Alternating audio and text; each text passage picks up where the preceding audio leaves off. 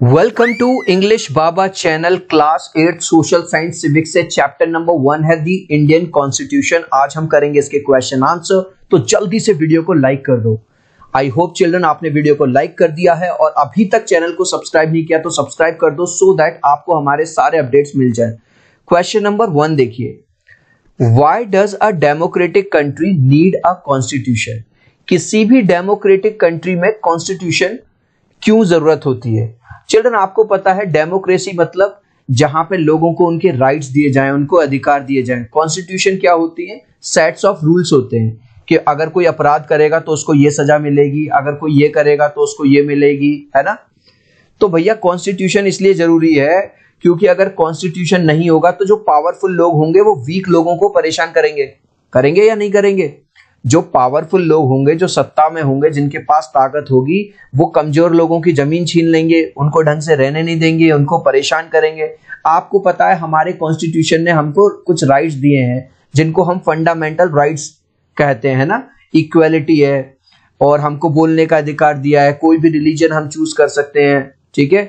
और चाहे सलमान खान हो या कोई आम आदमी हो, सब कोई जो लॉ है, कानून के आगे सब लोग बराबर है। तो इस आंसर को देखो कैसे लिखेंगे।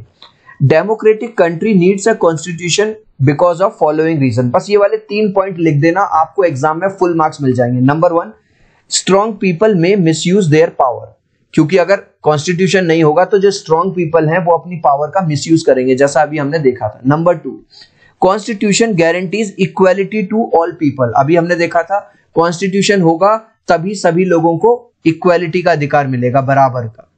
Number 3, it gives all the fundamental rights.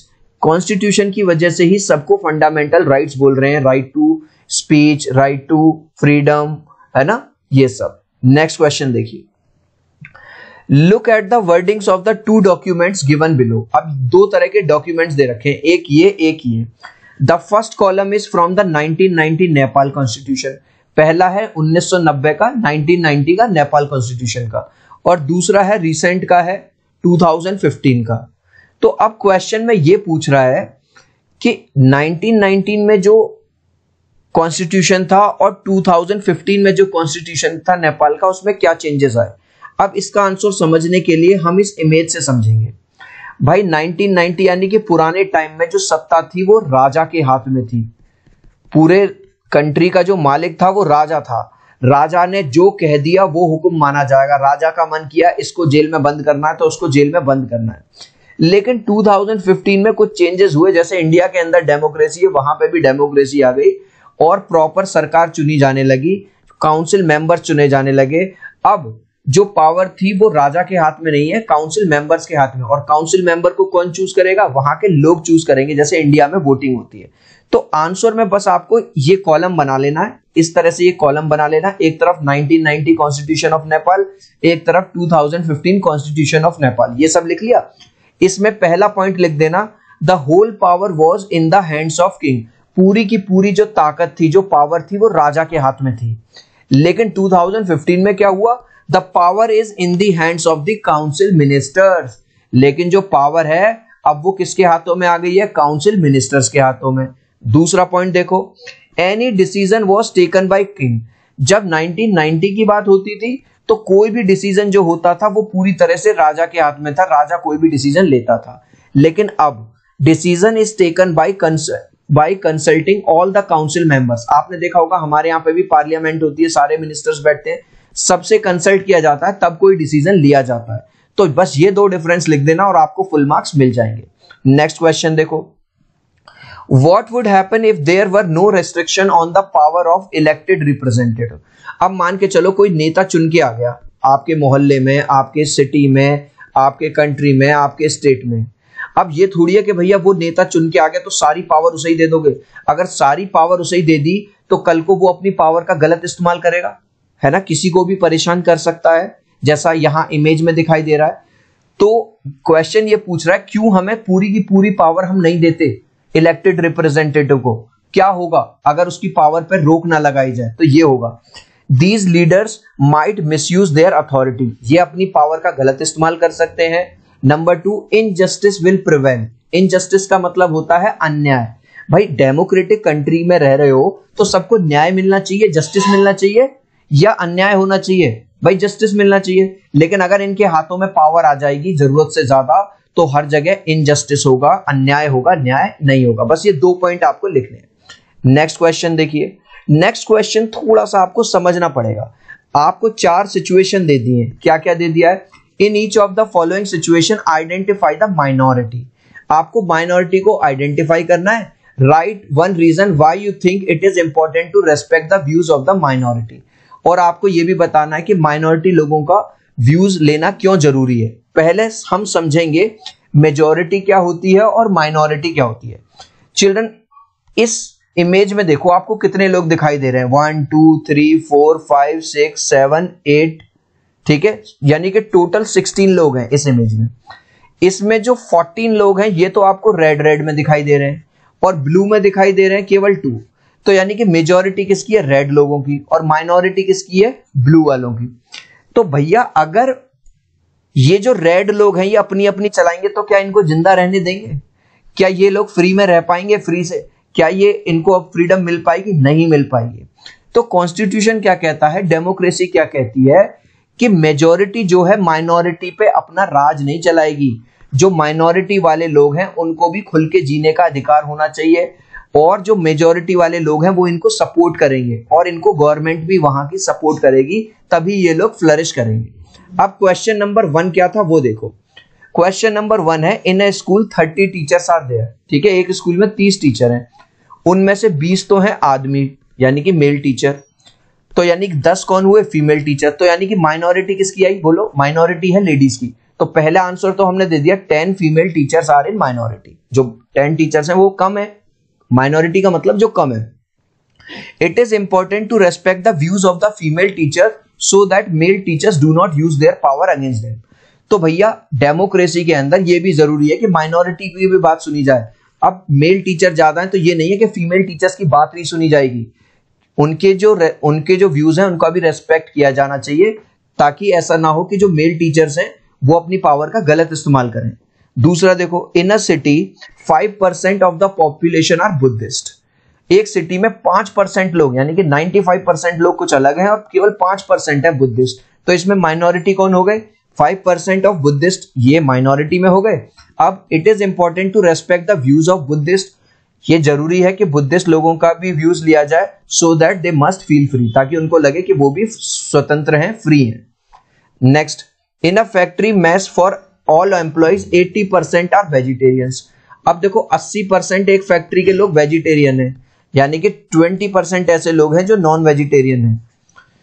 तो माइनॉरिटी में कौन हो गया? 20% जो लोग हैं वो माइनॉरिटी में आ गए। ठीक है, it is important to respect their views because it is their right to eat food of their choice. भाई हम डेमोक्रेसी में रहते हैं ना, तो डेमोक्रेटिक कंट्री के अंदर हमें क्या खाना है? भाई मुझे बर्गर नहीं खाना, मुझे तो सैंडविच खाना है। तो भाई ये मेरा अधिकार है या नहीं है? भाई मुझे वेज नहीं खाना, मुझे नॉन वेज खाना है, या मुझे नॉन वेज नहीं खाना, मुझे तो वेज खाना है, तो ये मेरा अधिकार है। तो it is important to respect their views. इनका व्यूज लेना भी जरूरी है, क्योंकि it is their right to eat food of their choice, क्योंकि अपनी चॉइस का खाना खाना इनकी राइट है, इनका अधिकार है। अब देखो, in a class of 50 students 40 belong to more well off. 50 बच्चों की क्लास में 40 बच्चे तो बहुत अमीर हैं, तो यानी कि 10 बच्चे कौन से हो गए? जो गरीब हैं। तो माइनॉरिटी में कौन आ गया? 10 students belong to poor families and are in minority. तो अब ऐसे बच्चों के लिए क्या होना चाहिए? स्कॉलरशिप प्रोग्राम होने चाहिए, है ना। Scholarship must be given to such students so that they could study without any problem. ये जो 10 बच्चे हैं जो गरीब परिवार से आते हैं, इनको स्कॉलरशिप अगर मिल जाए तो ये भी बिना किसी प्रॉब्लम के पढ़ाई कर पाएंगे। अब लास्ट क्वेश्चन है इस तरह से, लिस्टेड बिलो आर की फीचर्स ऑफ इंडियन कॉन्स्टिट्यूशन के कुछ की फीचर्स हैं। आपको हर एक के बारे में 2-2 पॉइंट लिखने हैं। फेडरलिज्म के बारे में, सेपरेशन ऑफ पावर के बारे में, फंडामेंटल राइट्स और पार्लियामेंट्री फॉर्म ऑफ गवर्नमेंट। तो भैया सबसे पहले आपको लिखना है फेडरलिज्म के बारे में। फेडरलिज्म के बारे में लिखने से पहले ये समझ लो फेडरलिज्म है क्या। ये आपको दिखाई दे रहा है, ये हमारा पूरा कंट्री है बीच में, ये रहा। अब क्या एक तरह की गवर्नमेंट पूरे कंट्री पर राज कर सकती है? आप देखो दिल्ली में केजरीवाल साहब बैठे हैं नहीं बैठे? कर्नाटका में भी कांग्रेस आ गई, सेंट्रल में बीजेपी बैठी है, यूपी में बाबा योगी जी बैठे हैं। तो पावर है वो हर जगह डिवाइडेड है और सब लोग एक दूसरे को कॉपरेट करके चलेंगे। स्कूल्स वगैरह में क्या होता है भाई, एक क्लास है, इसकी क्लास टीचर अलग है, इस क्लास की क्लास टीचर अलग है, इस क्लास की क्लास टीचर अलग है, इस क्लास की, यानी कि यहाँ की पावर ये हैंडल करेंगी, यहाँ की पावर ये हैंडल करेंगी और इन सबको एक सूत्र में बांध के चलेंगी यहाँ की प्रिंसिपल। तो इस तरह से सबका डेवलपमेंट होगा। तो आंसर देखिए, इट इज इंपॉर्टेंट, जो फेडरलिज्म है वो क्यों इंपॉर्टेंट है, because in a country like India there are people living at different level. अब यार पंजाब में पंजाबी लोग रह रहे हैं, तो आपने देखा होगा वहां भगवत मान जी सीएम चुन के आए हैं, क्योंकि पंजाबी लोगों की जो कल्चर है उनको एक पंजाबी पर्सन ही ज्यादा बेहतर समझेगा। ठीक है, there are people living at different levels and only one level of government can not govern them. भैया अगर अलग अलग लेवल के लोग रहते हैं तो एक लेवल की गवर्नमेंट थोड़ी सबको ना ट्रीट कर सकती, तो हमको अलग अलग लीडर्स चाहिए, अलग अलग पावरफुल पीपल चाहिए। सेपरेशन ऑफ पावर, ये हमने 2-3 बार पढ़ लिया।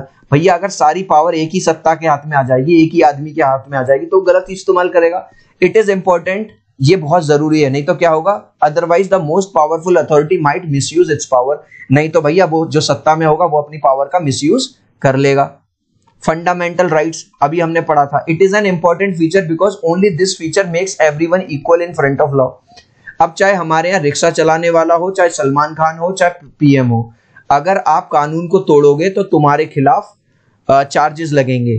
तो केवल फंडामेंटल राइट्स की वजह से ये है कि जो ये तीनों लोग हैं, जो भले से एक अमीर है, एक ज्यादा गरीब है और एक जरूरत से ज्यादा अमीर है, ये तीनों लोग सब कुछ इक्वल हैं लॉ के सामने। पार्लियामेंट्री फॉर्म ऑफ गवर्नमेंट, अब देखो ये जरूरी क्यों हो, a democratic government is one where citizens of the country have the right to elect their representative. अब भाई साहब हमने एक गवर्नमेंट चुनी, हमको लगा यार इनने अच्छा काम नहीं किया, तो क्या हम अगले साल उसको या अगले 5 साल बाद उसको वोट देंगे? नहीं, हम उसको वोट ही नहीं देंगे, हम किसी और को ले आएंगे सत्ता में। तो इसलिए इसको हमेशा डर बना रहेगा कि काम अच्छा करो, जनता की भलाई करो, ताकि हम सत्ता में बने रहे। तो हर एक चीज की हमने इंपॉर्टेंट सीख ली। इस लास्ट क्वेश्चन का आंसर तुम मुझे दोगे कमेंट सेक्शन में, देखता हूं कितने बच्चे राइट आंसर देते हैं। Constitution of dash was changed in 2015। अभी हमने ये क्वेश्चन पढ़ा था, कहां का कॉन्स्टिट्यूशन 2015 में चेंज हुआ था, इंडिया का, पाकिस्तान का, नेपाल का या अमेरिका का? अपने आंसर में आप ए, बी, सी या डी लिख देना, देखता हूं कितने बच्चे राइट आंसर देंगे मुझे कमेंट में। आई होप मेरा ये वीडियो आपको बहुत अच्छा लगा होगा। प्लीज वीडियो को लाइक कर देना, चैनल को सब्सक्राइब कर देना। अब हम मिलते हैं अगले वीडियो में, बाय बाय।